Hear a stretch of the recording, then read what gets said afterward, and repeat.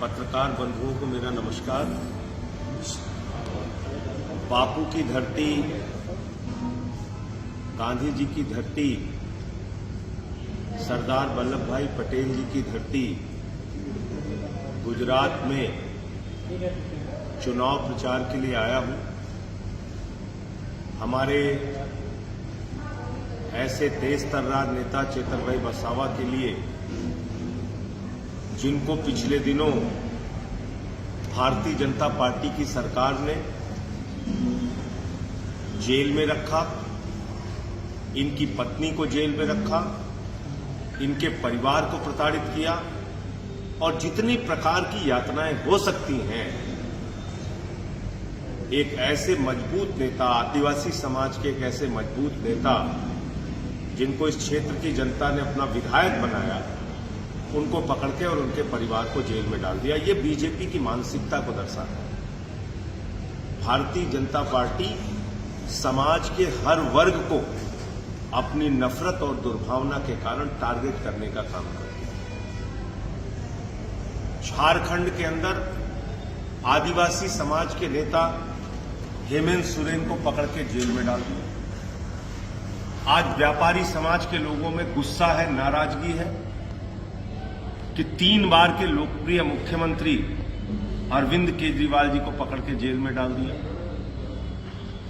अरविंद केजरीवाल जी की गिरफ्तारी से पूरा देश हतप्रभ है, हैरान है कि ऐसे ईमानदार आदमी को आपने पकड़ के जेल में डाल दिया। और जो कुछ गुजरात में हो रहा है, एक केंद्रीय मंत्री क्षत्रिय समाज के बहु बेटियों पे सवाल उठा रहे हैं। अरे आप हमसे लड़ाई लड़िए ना, अपने राजनीति के स्तर को इतना क्यों गिरा रहे हैं? हमसे लड़ाई लड़िए, सीना तान के लड़ेंगे आपसे, हर स्तर पे लड़ेंगे आप, जितना लड़ना चाहेंगे आपसे लड़ेंगे। आपने 6 महीने मुझे भी जेल में भेजा, झुका दिया क्या? हम लोग लड़ने वाले लोग हैं, झुकने वाले नहीं हैं।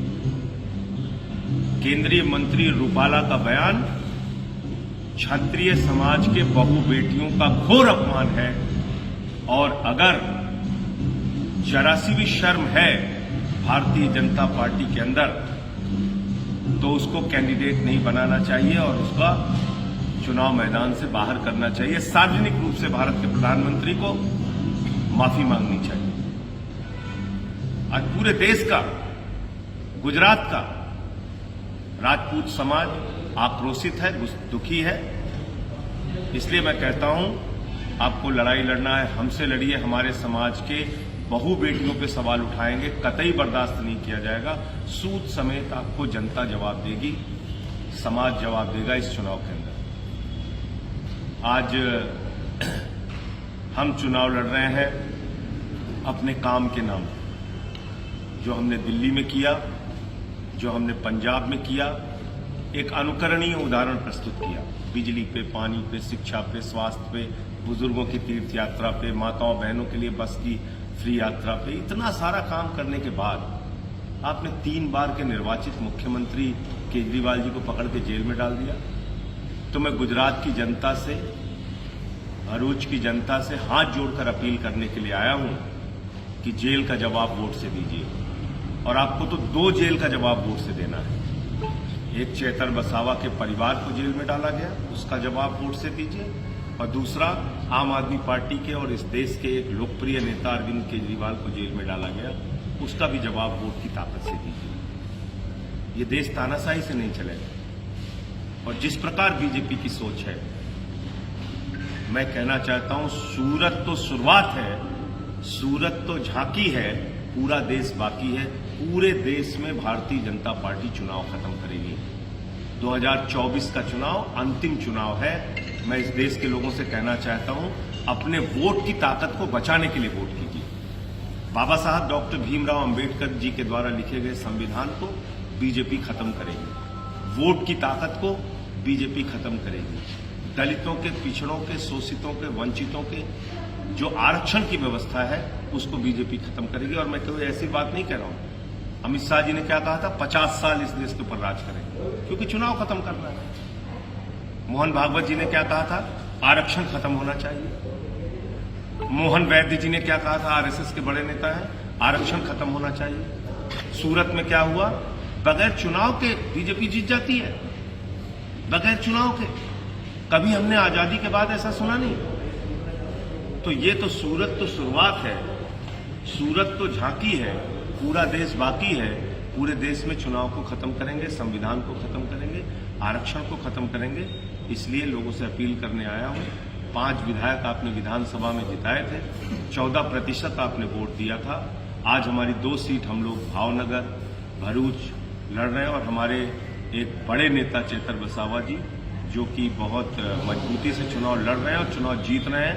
इनको सबका वोट यहाँ पे मिल रहा है, वो चाहे आदिवासी समाज का हो, वो चाहे अलग अलग वर्ग के व्यापारी समाज का और बाकी वर्ग के लोगों का हो, राजपूत समाज का हो, अल्पसंख्यकों का हो, सबका वोट इनको मिल रहा है। मुझे इतनी बात कहनी थी। आपका कोई प्रश्न हो तो आप पूछ सकते हैं। सर, दिल्ली हाईकोर्ट ने कल एक टिप्पणी की, अरविंद केजरीवाल ने नीचे को ऊपर रखा, उनको सत्ता का मोह है, क्या कहें? उसी हाईकोर्ट ने 3 बार ये याचिकाएं खारिज की जिसमें उनके इस्तीफे की मांग की गई थी।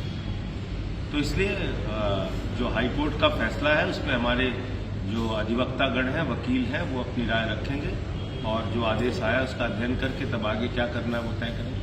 सर, मोदी सरकार बोल रही है आपकी बार 400 पार, आपका स्टेटमेंट है हमारी पार्टी 300 सीटें लाएगी, तो क्या करें? देखिए, बंगाल में बोले 200 पार, आई 77। झारखंड में बोले 65 पार, आई 23। दिल्ली में बोले 45 पार, आई 8। हरियाणा में बोले 75 पार, आई 40। महाराष्ट्र में बोले 150 पार, आई 105। मिजोरम गए थे लोग, बोले 21 पार, 21 पार, 21 पार, आई 1 सीट, 1 सीट। अभी कह रहे हैं 400 पार, 400 पार, 400 पार। जनता कह रही है तड़ी पार, तड़ी पार, तड़ी पार। तो इसलिए इनको इस बार जनता सबक सिखाएगी। ये चुनाव जनता ने अपने हाथ में ले लिया। महंगाई बहुत बड़ा सवाल है, बेरोजगारी बहुत बड़ा सवाल है। 1.5 करोड़ बच्चों का पेपर लीक के कारण जीवन बर्बाद हुआ है। 1.5 करोड़ बच्चों का। आपके गुजरात में कितनी बार पेपर लीक हुआ है? लोगों के जीवन बर्बाद कर रहे हैं। 5-5 हजार के कॉन्ट्रैक्ट के जॉब देते हैं। तो इस बार नौजवान दुखी है, महंगाई से हमारी माताएं बहनें दुखी हैं। क्या कहते थे, 40 रुपए में डीजल हो जाएगा, 50 रुपए में पेट्रोल हो जाएगा। नौजवान जाता है बैंक में, हमारा 15 लाख आया कि नहीं, 15 लाख आया कि नहीं। आपने पूरे देश को मूर्ख बना रखा है। 200 लाख करोड़ रुपए का कर्जा हिंदुस्तान के ऊपर है। आप कहते हैं देश दुनिया की 5वीं बड़ी अर्थव्यवस्था है हम, और प्रति व्यक्ति आय के नाम पे हम 142वें स्थान पे हैं। तो इसलिए जो ये जुमलेबाजी है, 400 पार, 500 पार, अरे भाई आप 700 पार कहिए, हम थोड़ी रोक सकते हैं। आप कह सकते हैं अखंड भारत से 700 सीट आएगी हमारी, कुछ श्रीलंका से आएगी, कुछ बांग्लादेश से आएगी, कुछ अफगानिस्तान से आएगी, कुछ पाकिस्तान से आएगी। कहिए, रोकने कहने में थोड़ी रोक है। इंडिया गठबंधन 300 से ज्यादा सीटें पाएगी और सरकार बनाएगी, ये बिल्कुल तय है, निश्चित है। अगर इंडिया गठबंधन की सरकार नहीं बनती है तो उसके लिए जिम्मेदार किसको है? सारे सामूहिक रूप से प्रयास कर रहे हैं और सरकार बनेगी। नहीं बनने का सवाल कैसे? नहीं बनने का तो कोई प्रश्न ही नहीं। भाजपा लगातार अरविंद केजरीवाल का इस्तीफा मांग रहे जेल में होने के कारण, तो मणिपुर के सीएम का इस्तीफा क्यों नहीं मांगती भाजपा? आप बताइए, जिस राज्य में 1 साल से हिंसा चल रही है, कारगिल योद्धा की पत्नी को निवस्त करके मणिपुर में घुमाया गया। उस कारगिल के योद्धा ने कहा, मैंने भारत माता की तो रक्षा की, अपनी पत्नी की रक्षा नहीं कर पाया। लोगों के घर जलाए जा रहे हैं, हत्याएं की जा रही हैं। उस सीएम का इस्तीफा नहीं होना चाहिए। अजय मिश्रा टेनी का बेटा 4 किसानों को कुचल के मार देता है। उस अजय मिश्रा का गृह राज्य मंत्री का इस्तीफा नहीं होना चाहिए। हमारी पहलवान बेटियों को घसीट घसीट के दिल्ली के अंदर मारा जाता है। बीजेपी के सांसद ब्रजभूषण का इस्तीफा नहीं होना चाहिए। अरविंद केजरीवाल, जिन्होंने बिजली पे, पानी पे, शिक्षा पे, स्वास्थ्य पे, बुजुर्गों की तीर्थ यात्रा पे, माताओं बहनों के लिए बस की फ्री यात्रा पे काम किया, उनका इस्तीफा होना चाहिए। तो इसलिए ये बिल्कुल नाजायज मांग है। अरविंद केजरीवाल जी मुख्यमंत्री थे, हैं और रहेंगे। कल पीएम ने भी